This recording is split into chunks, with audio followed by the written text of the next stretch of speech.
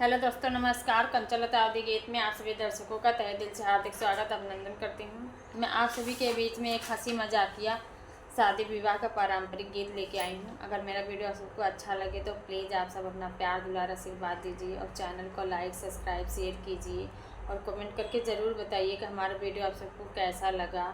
तो चलिए सुनाती हूँ। बिना गावने बाला मुआयल सखी, बिना गावने बाला मुआयल सखी।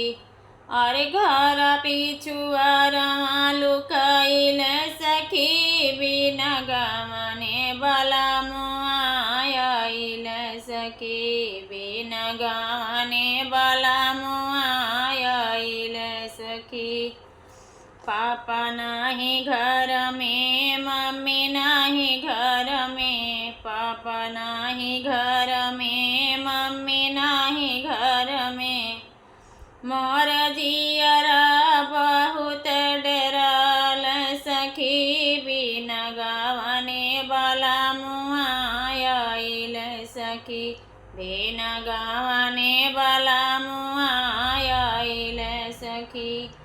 घर के पिछुआर लुकाइल सखी, बिना गावने बाला मुआयल सखी, बिना गावने बाला मुआयल सखी।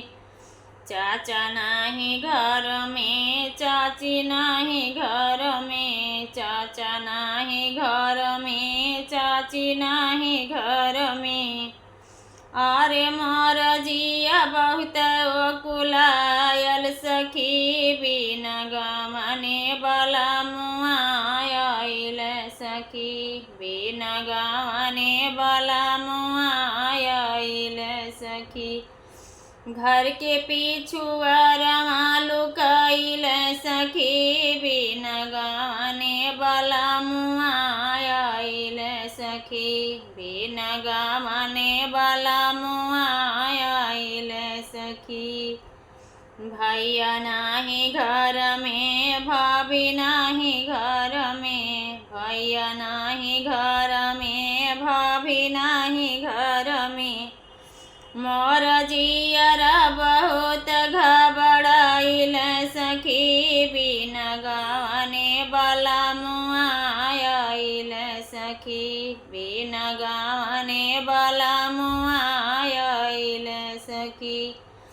आइल सखी हो आइल सखी, बिना गावने बाला मुआयल सखी, बिना गावने बाला मुआयल सखी।